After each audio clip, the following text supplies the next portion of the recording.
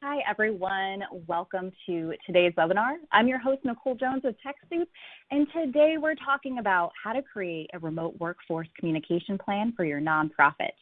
And as we're getting settled in here, I see some more people arriving. Why don't you go ahead and share in the chat where you're joining in from. That's part one. And part two is, what's your superpower? So I'll give you an example, and I've done this before. If you've heard this on previous webinars, it's becoming my favorite thing to start seeing who we've got in the room. I'll give you an example. So I'm tuning in from Oakland, and my superpower is resiliency. So your turn, and we'll give you just a few moments as we get some other people coming on in the room, but go ahead and share where you're coming in from and your superpower.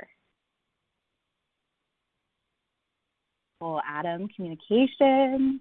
We've got Bray from Madison. Welcome. Lydia from Massachusetts. We've got Jennifer from El Cerrito.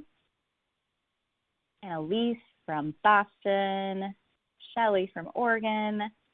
We've got Lainey from Tampa. And superpower is, it's going so fast. I can't keep up. Sometimes it's hard to scroll. Superpower is consistency. That's a good one. We've got Coral, superpower creativity. Cool. Dan, superpower perseverance. Michelle, I love this one. From Texas, superpower is strangers often tell me personal information. I'm sure sometimes it's beneficial, other times probably best not to know. All right, I love these. Keep them coming in, and thank you so much for being here with us today. So let's dive in to a little bit of housekeeping. I'm sure as you've noticed, all lines are muted, but you can ask questions at any time by typing them into the Q&A panel of your webinar. And you can also ask questions and share comments in the audience chat, but best if you put your questions in that Q&A panel on your platform, and that helps us to make sure we don't miss anything. And if you lose internet connection, you can reconnect using the link that was emailed to you. And lastly, you're going to get a lot of great information today. I'm super stoked for this. But if there's something you might have missed or you want to go back, fear not, because you're going to get an email with this presentation, like the PDF of it, so you can go back at your own pace, in addition to the recording and any links that are mentioned. So once again, you can go back and watch anything that you might have missed, and it's also great to share it with others. So there's lots of ways to engage with us, and now I know you guys found your audience chat, and I still see some cool superpowers coming in, like Natalie from Vancouver says her superpower is empathy. We have someone joining Chat from Los Angeles saying guiding people to awareness of their possibilities. And then I got to share this last one because I love it, and I do think it is a superpower. Melinda from Houston saying superpower is being introvert. Yes. We need, right? Introverts are an important part of being able to consume information, digest information. So I love that you share that as a superpower, Melinda. All right, so keep your comments flowing in the audience chat, and you can also ask questions, as I mentioned, in the Q&A section of this panel. We're also going to have a poll question, so look out for that, and we'll have a post-event survey we'll launch at the end, and please do take just a few moments to fill that out. That will help us to make sure we are improving our content in future webinar calendar. And then lastly, you can tweet at us. We're at TechSoup, and you can use the hashtag TSWebinar. All right, so now that we have that covered, a little bit about TechSoup. So we're a global network bridging tech solutions and services for good. You may know TechSoup for its software program, but we're much more than that. We also provide support, training, community, and much more to help over 1 million nonprofits in more than 200 countries and territories. And we absolutely love being your resource partner. And to help make that possible are the 100+ corporate donors and providers of software, hardware, and services who've chosen TechSoup to create and grow impactful in-kind donation programs. So these are made available to you, and you can check out all of the great offerings from our partners by visiting our nonprofit tech marketplace at TechSoup.org/get-product-donations, and we'll make sure to include that link in the audience chat. And then I just want to share a special resource page that we created a couple months ago when shelter-in-place orders started happening and when, just the ramifications of COVID-19 was really starting to hit nonprofits. So we created this resource page, and since TechSoup is committed to equipping your nonprofit with tech resources to meet your mission, we wanted to put together resources from tools to support remote work, webinars like this one, related blog posts, free courses, and much more. And we're updating this page all the time, so it's a good one to bookmark. But yes, if you're looking for the list of things here, like policy resources, we also have lots of conversations happening in our community forums. It's all here on this page, and we'll make sure to share that. Oops, and I see Stephen shared it in the audience chat. Okay. Now, on to introductions. Once again, I'm Nicole Jones at TechSoup, and we're joined by Stephen Davidson, who you'll notice his name pop up in audience chat. He'll be assisting with links and helping to answer some, any technical questions or issues you're having along the way. And on today's webinar, we are joined by Adam Walker. He is CMO at TechBridge and co-founder of 48 in 48.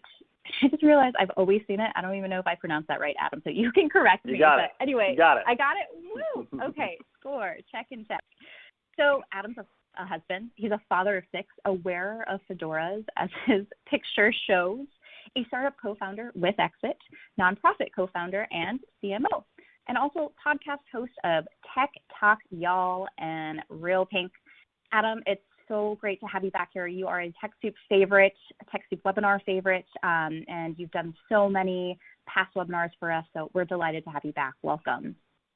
Well, I'm really glad to be here, and I'm really excited to talk about this. This is a topic that I've been pretty passionate about for a long time, so I'll skip ahead to a couple slides and explain why I'm passionate about it. So that's me, still wearing the fedora. Always. I'm wearing a fedora right now, even though you can't see me. I want to be on brand, even audibly, so you can hear me being on brand. And like Nicole mentioned, quick background: husband, father of 6. We're in the process of actually adopting our 6th child, who's 11-year-old boy in China. We're really excited about that, and a couple of podcasts that are listed there. And this kind of speaks to why I'm giving this talk, this webinar, is that the first company that I founded, Sideways 8, was a digital agency. We were a remote virtual digital agency for the entire 10 years that we existed. So we never really had a technical office space. We had a space we could meet at once a week, and that was it, and we didn't even use it that much. Since that time, I've gone on to do a couple of other things. Most recently, I came on as CMO at TechBridge, and interestingly enough, I joined TechBridge in May. I am told that we have an office. I have never seen the office. I don't know that for a fact. But I have talked to a lot of different people virtually, and it's been a really great experience. So that's been really fun. And that's why I'm passionate about remote work in particular. I did also want to mention on this slide, you can take a look, a couple of links for you. The first is that I do have a nonprofit marketing and technology newsletter that I send out once or twice a month. You can check out a link there if you want to sign up. Also, if you want to check out 48 in 48, the nonprofit that I co-founded, where we build free websites for small nonprofits, you can do that there. If you want to check out the work that I'm doing in technology to alleviate systemic poverty at TechBridge, you can check that out at that link as well. So I want to make sure you have access to that. With all that said, my format for all of these things is to give a presentation, hit all the high points, and then begin to answer questions so that I can really deal with the issues that you're dealing with most pertinently right now. So please, please, please make sure to ask questions in the question area. Would really love to be able to answer your specific questions as we're going along and make sure I'm the most helpful to you that I can possibly be. So with that said, let's dig into how to think about remote work, because remote work is not like office work. It's very, very different. You can't track the same things. You can't communicate in the same ways. You can't lead in the same ways. There are a lot of temptations to do those things. There's a lot of temptation to track the exact same things and to have people sitting at their desks at specific times and to try to communicate all the same ways and to really begin to lead in that kind of command and control same way. And the problem with that is it just doesn't work well. And so I want to change the way we think about remote work and and focus on what is important, what does work well, and that way you can set up your team to be truly successful. So the first thing we have to do in doing that is to reconsider our defaults. New circumstances and new situations require new approaches. But first, let's consider the defaults in what our thinking is like. So let's reconsider these things.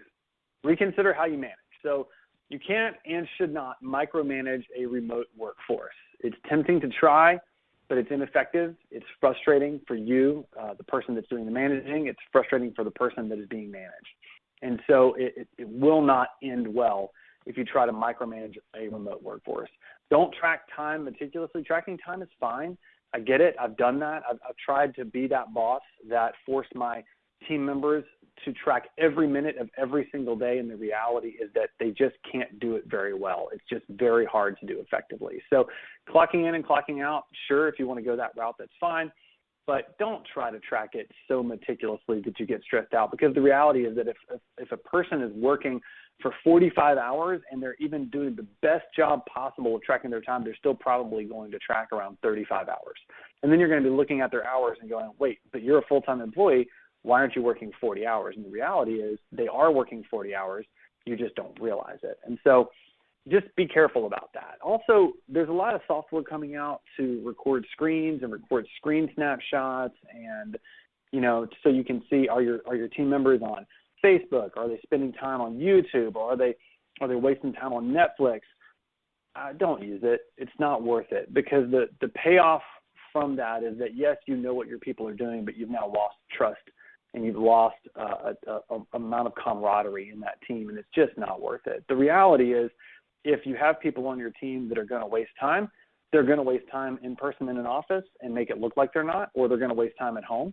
It doesn't matter. They're going to waste time either way. But if you have people on your team that are really dedicated, that are go-getters, they're going to work even harder remotely than they were in the office. They're going to work, they're going to do a great job for you no matter what. So don't try to manage their time. Let them manage their time. Next, how you trust.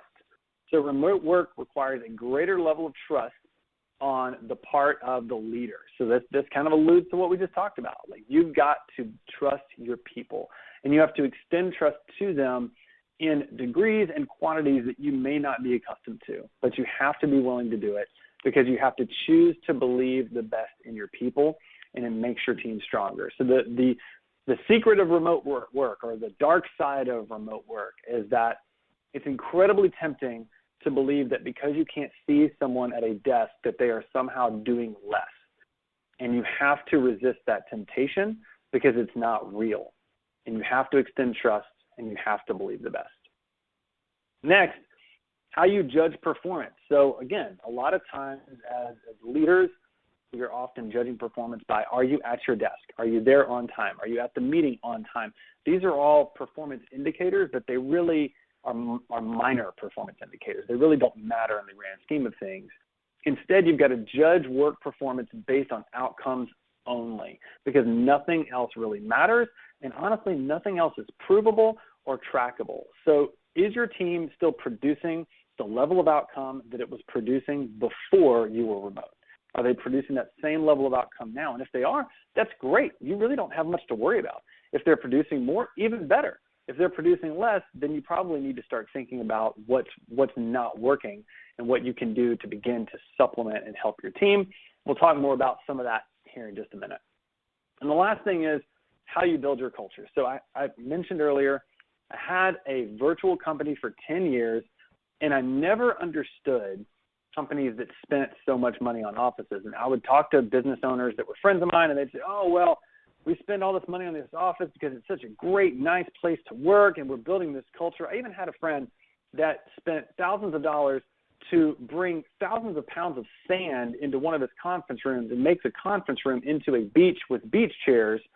And, of course, later he sold his company and had to move, and I always wondered if he had to haul all that sand back out himself. But my point is that there's all this idea around you have to have a physical space in order to have a great company culture. And the reality of that is just not true. That was never my experience. So my company was remote.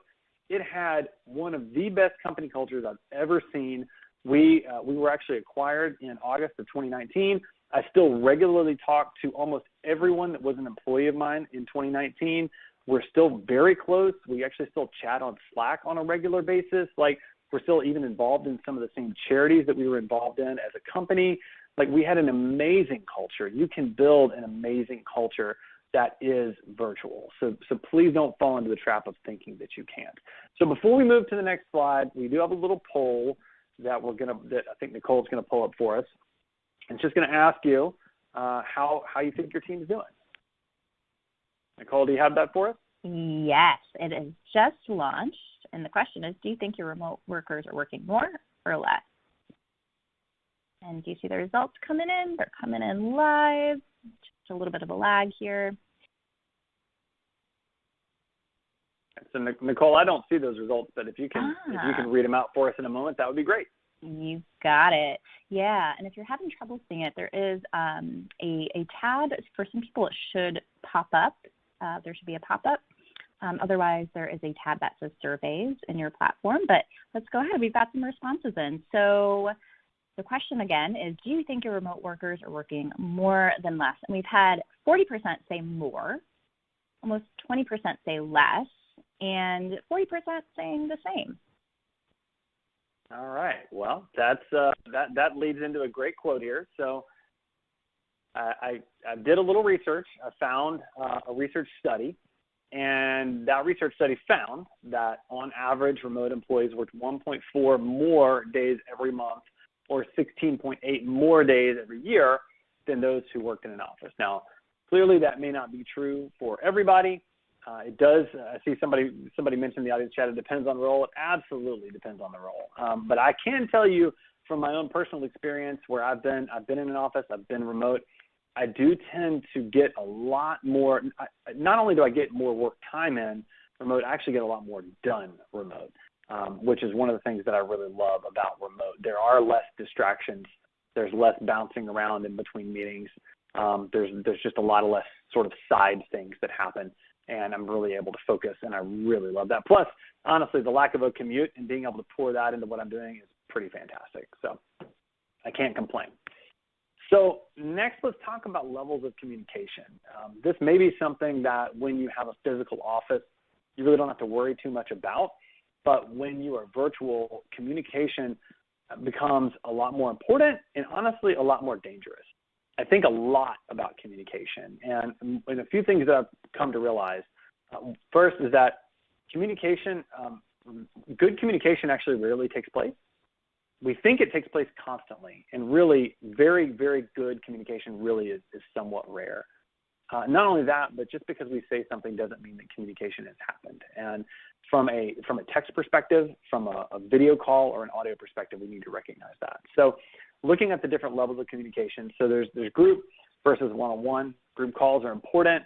We're going to talk about the different types of group calls we can do in a minute and the different types of interactions. But don't mistake a good meeting for a group meeting for work being done. It's very easy to assume that because we met, that work has now been accomplished and productivity has happened, and I find that that is actually very rarely true. So be careful not to fall into the trap of meetings in order to feel like things are getting done. The next are calls versus video chat. So calls are better than text, but face-to-face is always best. I think we all know that, but it's easy to fall into old habits. It's easy to fall into the trap of not thinking about this sort of thing. And then email and text. So text communication is the easiest to misinterpret. It's the most likely communication to fail. Most of the time, text and email is read a degree more negative than it's intended.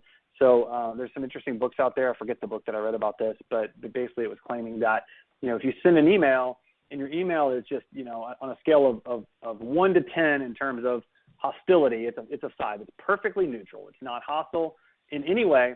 It gets read as though it's a 6. It's just a little bit hostile, right? And so in our text communication, we really need to be careful that we're communicating a little bit more positively than we necessarily intend, so that when someone reads it a little bit more negatively, they actually read it right at the right level and we're able to communicate with them well. So that's levels of communication. So next, and this one I'm pretty passionate about. I've actually spent a lot of time thinking about meeting rhythms, and implementing meeting rhythms. This is one of the best things that I did with both my digital agency, with my nonprofit, and now with the new nonprofit that I'm at, is creating steady meeting rhythms. So I want to talk through each of those things. And then I will actually have a lot of time left for questions here in just a minute. So it's going to be pretty great. So one-on-ones. One-on-ones are really important. I think we all know this, that one-on-ones are important. There's a lot of different ways to do a one-on-one meeting with a person that you lead. The way that I personally have found most successful is to let the person that I'm leading lead the one-on-one and make it their meeting. And so it becomes their meeting, and they can choose what they're going to talk about. And so for me personally, this is how our CEO at TechBridge runs our one-on-ones, which I personally love. And so what I do throughout the week is I make a list of all of the things that I need to talk to her about. And so I'll talk to my team, and I'll say, oh, okay, I'll go back and I'll talk to our CEO about it. And I put that on my talk to the CEO list. And the great thing about that is I know during our one-on-one, either later that week or the next week, that I'll have dedicated time, I'll have her full attention, and I can just run through my list of things that are important for her to know or her to give feedback on. And I don't have to bother her any other time during the week. I don't have to take away from her productivity by interrupting her workflow during another day. I don't have to bother her while she's in another meeting or anything like that. I don't have to have a special phone call. I just know I've got a list. I'm going to go to my one-on-one and be able to go through that list and walk through all those things with her, which are pretty fantastic. I found it really effective. It's a really great way to lead team member meetings. So the next are stand-ups. So stand-ups are started in the software industry as a thing. There's stand-up meetings. It's a meeting that is so short that you can stand up the entire time. And the purpose of the meeting is just a really simple, quick check-in. So what did you do yesterday? Like in terms of, what meaningful, big thing did you do yesterday that matters? What are you going to do today? What's the big thing you're going to do to move the ball forward today for the organization?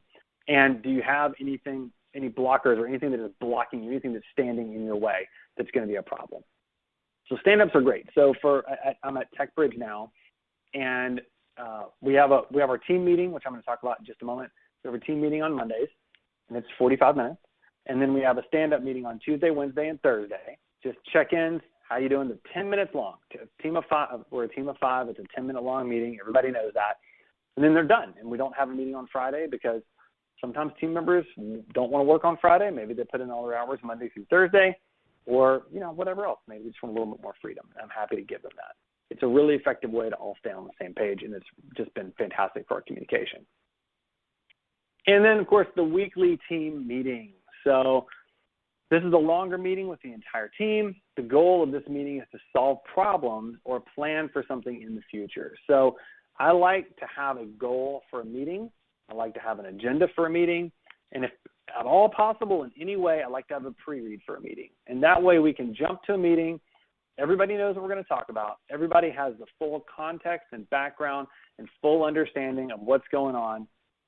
And now, from that point forward, we can begin to have intelligent and meaningful and helpful conversation for that meeting without having to play the whole catch-up and context game that you tend to play in meetings. So it's really, really great.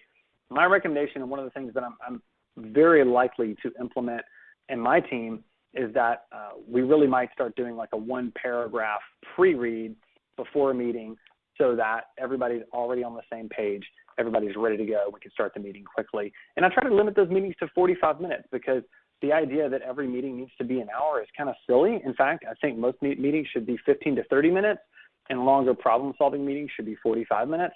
And really, pretty rarely do you need to go much beyond that. And that buys back a lot of time for my team, and buys back a lot of time for me, and really just kind of gives some breathing room in my schedule so that I can catch up on email, and I can catch up on communications and Slack and text, and I can get the things done that are important for me to get done. So that's the flyover, that's the overview, that's the how we think, that's the levels of communication, that's the meeting rhythms, that's the really important stuff. I'm going to throw this slide up for how to contact me, and then it's got my email address also if you have any questions or want to chat.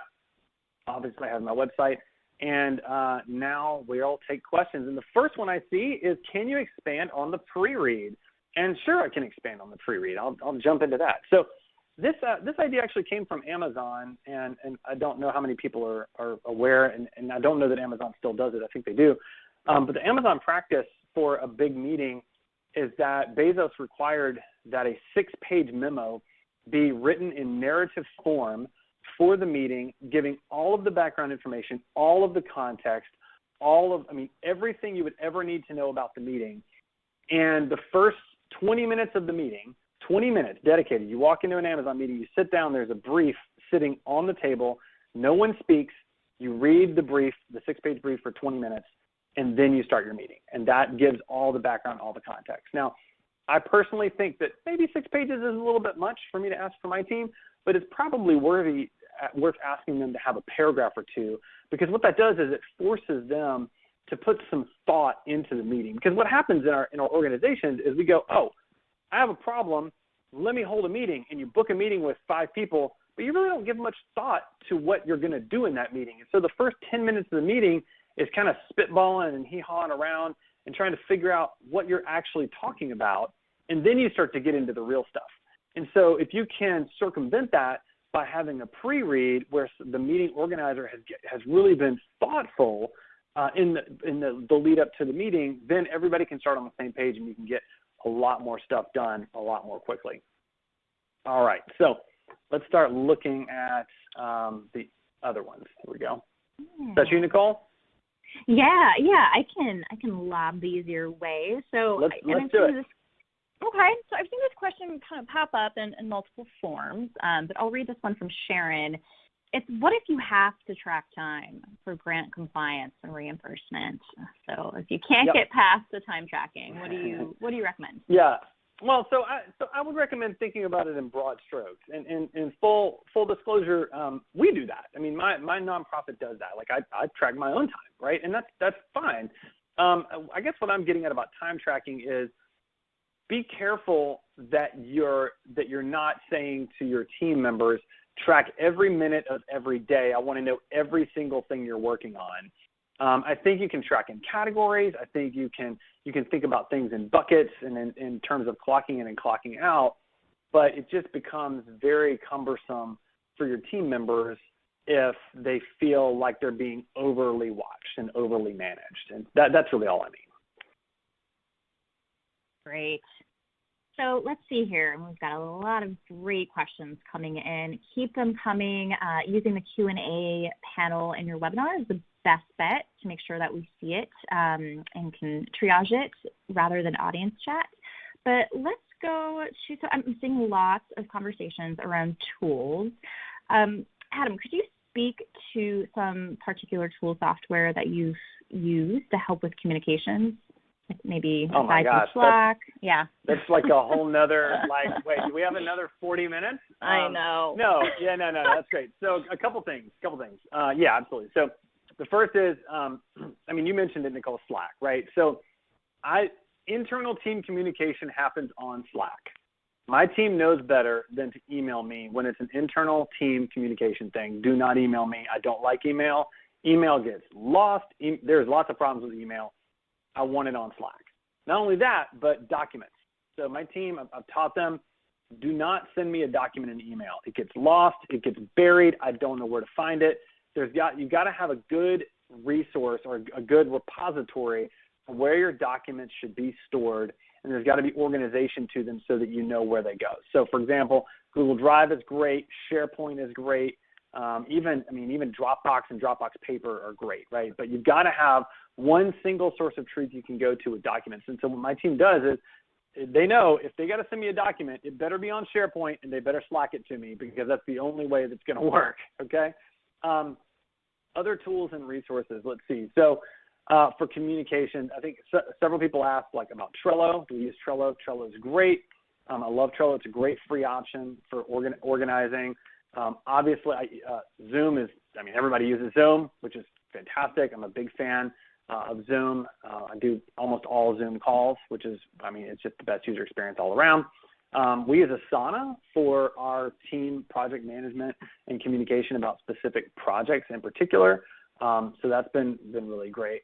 I'll have to think if there's any other tools that we use that could be helpful, but those are the big ones. I mean, CRMs are great, like ActiveCampaign and MailChimp and things like that, but that's really more for outbound communication than it is for internal communication. Yep. Yeah, that's great. Yeah, there is a huge list. And really, it depends on your team size, on certainly budget. There are some great free ones, but of course, to have more features, you often have to opt into a paid account. So there's all kinds of things out there. I'll share with what we have at TechSoup for tools supporting remote work. It's not all the tools that are listed here, but there are some really good ones. Asana, for example, obviously Zoom, G Suite. Yep. So if you go to our resource page, I just added it to the chat. You can see some of those, and you can see some of the really great discounts and offerings for nonprofits. So great. All right. Well, let's move along here. So I just want to read a couple comments that we had come in. This one's from Victoria.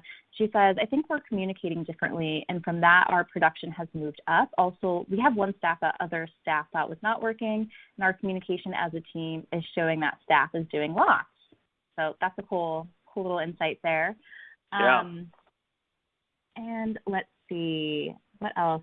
From Lars, we're a call center, so our performance is very measurable, and we have measurable positive improvements, like more calls handled, less wait time, things like that. So kind of back to the time tracking and needing to measure that. So great. So let's move on. Let's see, unless, Adam, if you see any questions that are really standing out to you, feel free to jump in.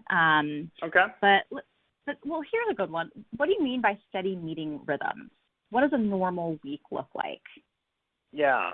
So a couple things on that. The first is, your team needs to be able to anticipate when the meetings are, and specifically, if you're the leader, when they're going to have your attention. They need to actively know when that is. So I would think most teams are going to have, the best teams are really going to have 3 meeting types that are going to happen pretty regularly. So the one-on-one, so that's you and each of your team members are going to meet at the same time a day, the same day of each week, every single week. And they know they have your undivided attention for that time. The next are the stand-up meetings. I recommend between 2 and 4 stand-up meetings per week. So, again, like I mentioned before, at TechBridge, we do our stand-up meetings on Tuesday, Wednesday, and Thursday. Friday, we don't do one, even though most of us are still working. I kind of let them have that time to themselves. So I think 2 to 4 stand-up meetings a week is really important for a team to all stay on the same page. And then last, 1 team meeting per week where you're actually solving a problem. So not an update meeting, right? Because that's what those meetings tend to fall into, these update meetings where you're in there with 10 people and the entire meeting are people giving updates that really only matter to 2 of the 10 people in the room. It's really not a good use of time at all because it ends up spending a lot of people's time inefficiently. So instead, the team meetings really should be about solving some kind of problem or planning for something in the future. Great. Thanks, Adam. Let's go to this question here from Shrikant. The question is that we have had trust issues before, shelter-in-place happened. So how do we clear that out of the way and move forward in this new remote setting? Ooh, that's a good one. Man, that is a good one. I tend to be pretty blunt. If it were me, I would call it out and say, hey, look, we have trust issues, and we got to talk through that right now. Because honestly, that's the only way you're ever going to get past it, is to call it what it is, to recognize that it's there, to identify why those trust issues exist, and to create a pathway to move out of that collaboratively so that you can work well together, because the options are either you fix that problem, you fix that trust issue, or the team falls apart, or that team member goes somewhere else. Really, those are your only 3 options. And so of those options, I mean, you just got to fix the trust issue, bite the bullet, and have the uncomfortable conversation, unfortunately. Yeah. Yep. Get to the point. Love that. Thanks, Adam. Here's another question from Jennifer. We use technology to help our remote team stay organized. However, we've had some older volunteers who hate technology and are unwilling to adopt the tech platforms as they prefer phone calls or email threads instead. So when it comes to volunteers, how can you get them excited about using new tech? And I've seen a couple other questions about this from just even employees who are having a hard time adapting to all the new tools that they have to use to work together in this situation. Yeah, so I think there's a couple of things I would start with on that. Number one is, first of all, you need to identify what the value of that volunteer, that employee is, right? If this is a very high value person, that's one scenario. As terrible as it sounds to say, if this is not a high value person, that's a different scenario. And then it depends on how uniform you want to be with your approach. Are you willing to make adjustments for certain team members or not? So if it were me personally, and I had a team member that I really value being on the team, whether it's just a personal value or value to the organization, I would probably think about making some accommodations for that person.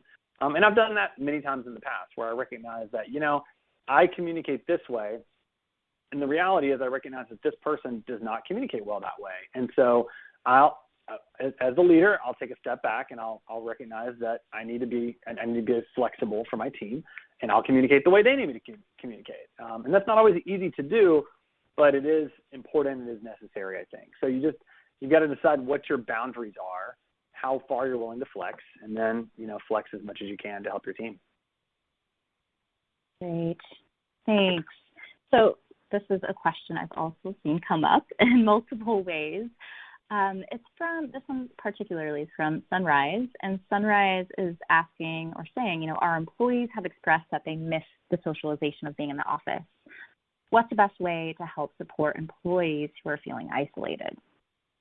I love that. Yeah, that's a great question. So a couple things. The first is if you don't already have Slack, get Slack and create a channel on there that is completely dedicated to something silly. So, at one office, we had a Slack channel where we talked about the latest TV show, The Good Place, and what happened and what we were excited about. I've had channels for memes and posting funny memes and things like that. You do have to monitor those channels just to be sure that nothing gets said that's unkind or unthoughtful. Unthoughtful, I don't think that's a word, but you know what I mean, thoughtless. But nonetheless, it's a fun way to engage with one another and create some community. Obviously, like Zoom parties are great. I've done a lot of cocktail parties over Zoom with different groups that I'm a part of, and that's been really fantastic. One of the groups that I'm in is doing a Hamilton watch party via Zoom. I think tonight I'm going to try to drop in on that a little bit, see what's going on there. So that'll be fun. I think there's lots of kind of innovative and fun ways to do things like that. There's a lot of live concerts happening now, and so you could even consider attending and I say live concerts, I mean live virtual concerts. You might consider attending a live virtual concert together and experiencing that together, and then you can talk about it on Slack the next day or whatever else. There you have it. Yes, so many ways to slice and dice it and still get together. I love those watch party ideas. Just having a party. Slack is great. And a lot of people have been asking about Slack, different ways to use it. So certainly using it as a virtual water cooler is one really popular use case. In addition to, of course, staying, up to date and on track with projects and collaboration. So if you would like to see how your nonprofit can use it, we did do a webinar on it about a little over a month ago, and I did include it in the chat. So please check that out. You can look at the slides, and you can also watch the replay from that. Okay, moving on here. So here's a question from Mary about how do you do stand-ups and not be considered micromanaging someone? That's a great question. So the stand-up is really about the team member's opportunity to report, not so much about your opportunity to manage. So it really becomes more about them. And so, so I say to my team, we hop on a stand-up at 10 o'clock. And so I say, okay, what's the big thing you did yesterday? What's the big thing for today? Do you have any blockers, any problems? And then they get to choose whatever they want to talk about. And maybe they don't talk about what I want them to talk about, and that's fine, and I can follow up later and ask questions. But it just gives me a good barometer for where they're at, what they're doing, where their head is at, what they're working on. And I'm able to begin to kind of at least give some guidance on those things without necessarily it seeming like I'm micromanaging them. There you have it. Great. And here's a question. I think it'd be great if people can chime in what they're doing in the audience chat. Michael would like to know if there are any organizations who are providing a stipend to help their workers have a good at-home setup. So things like having a second monitor, docking station, comfortable chairs, things like that. So Adam, if you want to chime on this, please do. But it'd also be great to get people to chime in an audience chat if their organization is providing a stipend to help with their at-home setup. So while the audience is chiming in, I will say a couple things. Number one, I'm not aware of any organizations specifically providing a stipend for that. However, I think it's smart to make sure that your team has a good setup. And that could be, there's a couple of things that would play into sort of the most important setup in my mind. One is good lighting. So if you're going to be doing video calls with somebody's super dark face in the corner of a dark room is probably not that great for anybody, and lights are pretty cheap. So good lighting is really important. Good headphones and microphone are important. There's actually a headphone and microphone on produced by a company called MPOW, the letter M, P-O-W, on Amazon for $19. It does a really great job. So good headset is important. Second monitor is always a good idea, but honestly, to me, audio and visual are going to be your best bets. Yeah, and it sounds like, let's see here. So, yes, several people are saying they are getting a stipend for things like office supplies, even sound machines for focus and privacy. That's great. I have my sound machine going on all the time. That's an important one. Let's see. Brittany's saying we don't have it in our budget. The majority of our team members are volunteers, and our team's already remote or has been remote. Let's see. What else? Looks like, someone received a grant from a funder for technology and staff support. So that could be worth even writing a grant for. That's a really good idea. If there isn't budget allocated for this. And then we'll just read one more here. Allison says, we provided a budget for each team member to purchase what they needed for at-home work for at least 6 months. So everyone spent between $100 and $200, which was less than the budget. And that includes phone, computer monitor, and people were already at home and were fairly portable to get home in March. Yeah. Got it. Right. Cool. Yeah, and there's lots more people who are chiming in on that. So if you'd like to see what others are doing, please look at the audience chat. I will share this transcript as well, too, because we've got some other really good sharing of different activities that people are doing to bring people together. There are some fun games. I think I saw like a Jeopardy somewhere. Yeah. Here. Somebody mentioned Marco Polo for Water Cooler Chat, too, a Marco Polo group, which is pretty great. I love that. I have to say a favorite of mine recently has been scavenger hunts of like find something blue, and the first person back to the screen, or first couple people back, they win. They get to share something about that object, and it also, it's a humanizing factor, right? We're all at home. You're getting to see people's personal lives, and it's really up to people's comfortability and how much they want to share and reveal. But there's also something that just allows you to kind of connect deeper with your volunteers, with your employees, with your coworkers by, kind of bringing them into your space, again, as comfortable, but like what's on your desk right now and sharing a story about that. That can be a cool way to start a meeting, or if you're just having a dedicated, social hour. And, I have to share too, at TechSoup, our Director of Global Communities, Susan Tenby, has been doing a fabulous job of having a virtual happy hour every Thursday, and people bring fun hats or just fun costumes, and we've done like home tours before, or garden tours, or like, again, sharing something that's special to you, and it's been really, really, really nice. So, there's so many different ways to go about it, and again, I'll share this chat so you guys can get inspired by what other people are saying here. I'll also mention the headphones that I mentioned. I put a link to the Amazon headphones I was talking about in the chat, just so everybody has them. I've used those actually, it looks like they're a little more expensive now than they used to be, but I've used those for a lot of different things. That's awesome. Thank you. Yeah, good headset. So important. Okay, so we have some time for questions, and there's so many good ones. So should we keep going at it, Adam? Yeah, let's do it. Okay. All right, so let's see here. Let's take, how can we encourage working smarter rather than more? find that many members of our team are feeling burned out during increased work during COVID. Yeah, that's real.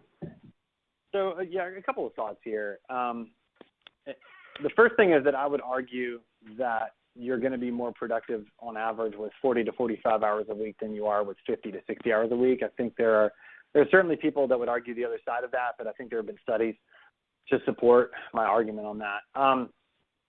There's got to be a work-life balance, and the hard part for people that have not spent a lot of time working from home is learning how to navigate that work-life balance. Fortunately, I've been able to work from home for a long time, and so I learned how to do that. So just a couple of tips there. One is have a set start time that you're choosing, not a time that your boss is choosing or you as a boss are choosing. Have your team members set their own start time.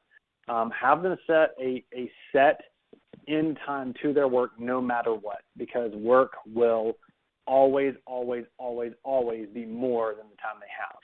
And so I think once team members recognize that there will always be more work and they're willing to set a drop-dead end time to their work, their lives improve significantly. Fortunately, I have family dinner time with my million kids, and so it pretty much forces me to stop work, which is kind of great because I would keep working. I really would.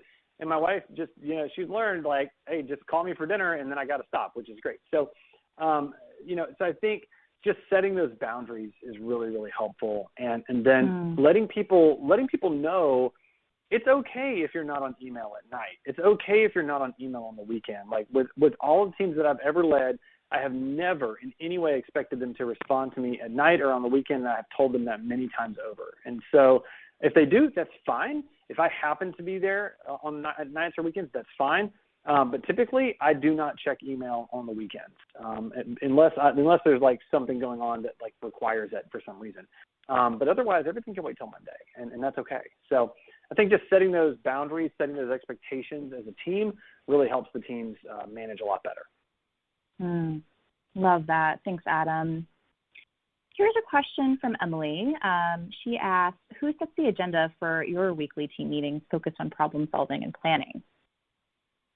So I set that agenda for my team meetings, but I set it with the input of the rest of my team. And so there will be times where maybe we don't have anything that we need to talk about from a problem solving or a future planning standpoint. I still do want to have that meeting, and in those cases, I do have a generic meeting schedule that I will talk through. So I just pulled that up for the sake of this conversation. So the generic agenda is, what are the big things that we need to accomplish this week? What are the big things that we need to accomplish this month?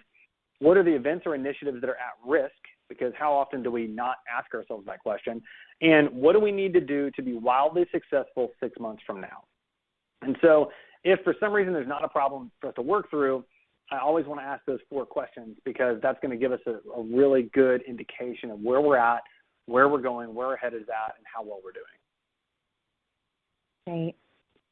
Thanks, Adam. And, we've also had a lot of questions about cybersecurity and some best practices there since we're working at home. And yes, it is a hacker's paradise, unfortunately, in this situation that we're in. So we covered a lot of concerns around cybersecurity in a webinar about almost 2 months ago. So I'm just going to include the link here for work at home. So here it is. It's a YouTube video. So it's a replay of the webinar that we did. So you can look back at that. Awesome. Okay, let's see. Oh, good. And someone asked for the 4 questions, Adam, and I see that you put the generic agenda there. That's awesome. Great. That's super helpful. Okay, so let's see. Let's move along here. And Adam, if you see any questions jumping out at you, do feel free to jump on in. I'll speak to one thing. I think somebody mentioned that we didn't really talk so much about a plan. So I think we brushed over broadly about the general plan. So if I was going to outline a communications plan, let me do that and say this. The first thing I would do is I would determine what your norms are going to be. So, are you going to expect people to email and communicate on weekends and nights or not, right? So determine all your communication norms. Are you going to do always Zoom calls? Are you going to do phone calls? Are you going to do chats? What channels are you going to use? Like, determine all those norms.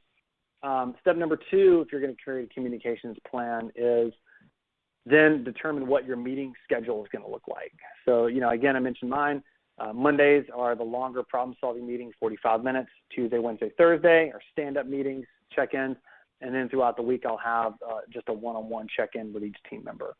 So set that plan up so that your team can always rely on and know that's coming and can sort of feel comforted by that. And then just determine, really what's working and what's not. Be ready to flex. Start the plan, start the communications, use the tools, obey the guidelines that you set yourself, and then check in with your team and ask, is it working or not? I asked my team that this morning. I said, look, hey, are these stand-up meetings working for you? And they're like, yeah, this is great. We get a quick check-in. We're solving problems. It's good to see everybody's face. Love it, But just check in from time to time, make sure it's working out for them.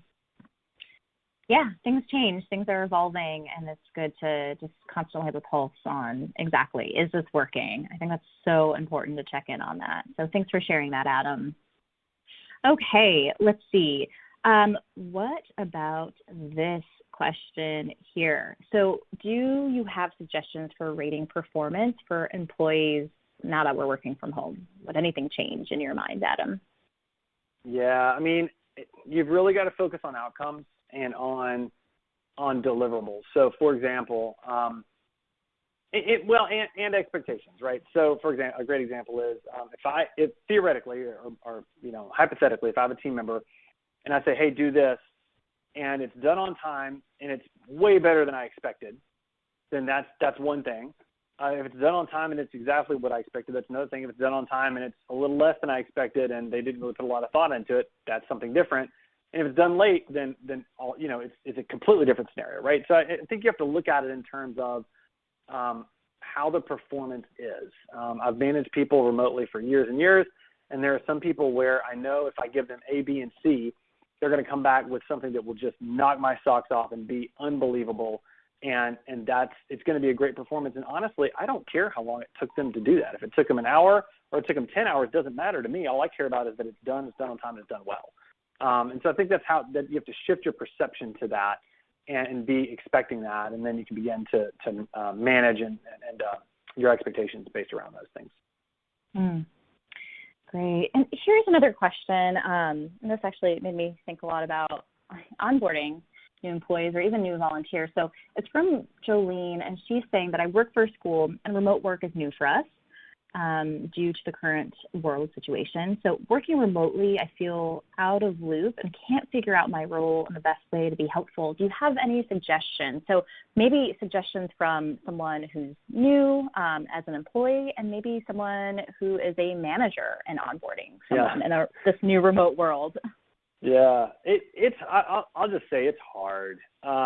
It's harder to get your bearings remotely because you're not as immersed. And so I think to me that actually is the solve, is to have the team member, have yourself be immersed as much as possible, whether that's joining meetings that they don't necessarily have anything to do with or whatever it is. Just immerse themselves and give time, right? Give time. So I talked to a friend recently who started at a new agency, and I said, how's it going? And he said, it's great. They brought me in and they basically said, sit here and listen and take notes and be a part of all these meetings for 3 months, and then we're going to start throwing you stuff to work on, and we're going to figure out how to use you and all that sort of stuff. And he had the time to just digest and learn and grow and become a part and understand the culture, and then he was able to contribute. And so I think you just have to give a little bit more time to people that are willing to do that. There's one other question I saw in the chat I wanted to mention real quick, which was, are your stand-up calls for full-time staff or full-time and part-time staff? And my answer to that is they're with all of the staff that are essential, whether they're full-time or part-time or not. So for mine personally, on my calls, I've actually got full-time, I've got part-time, I've even got interns on it because the interns are doing essential and critical work. So for me, that's always been beneficial. I think it really just depends on who they are and what role they play on the team. Great. Thanks, Adam. And I know there's lots more questions here, but we will share this chat transcript. And I think this is a sign to us that we need to do more webinars like this. So I hope you found this valuable. I know I did, and just by the looks of the chat, a lot of folks did as well. So yes, thank you so much, Adam, for sharing all those insights and your experience with remote work over the last decade. Thanks. It's been a lot of fun. And like I said, I've got my email on the slides. I've got all my links on there. Reach out if I can be helpful. I'm happy to be if I can. Right on. Thanks, Adam. Yeah, and we'll share these slides, which will include links in the post-event email. So do look out for that within the next couple of days. And we'll also have the recording. And real quick, before you guys all go, it looks like my link didn't pop up in here. Well, I'm going to include it in the chat, but I want to invite you to take a survey to help TechSoup better understand how we can support some of the challenges that you as nonprofits are facing right now. The survey should take about 15 to 20 minutes to complete, and your feedback really makes a difference. So I'm going to drop the link into the audience chat. It's right there for the survey. It's that tiny URL. So if you can please take it, that would really help us know where to invest resources in. So thank you.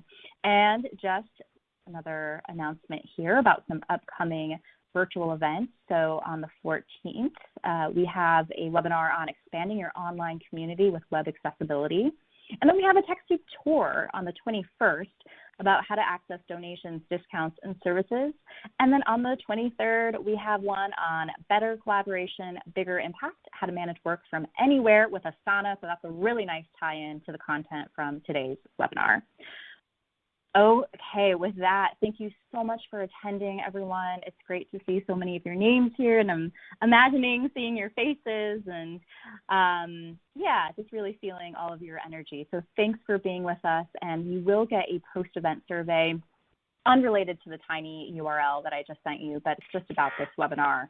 And with that, thanks again, Adam. Everyone, stay safe, take care, and we'll see you next time. All right, bye-bye.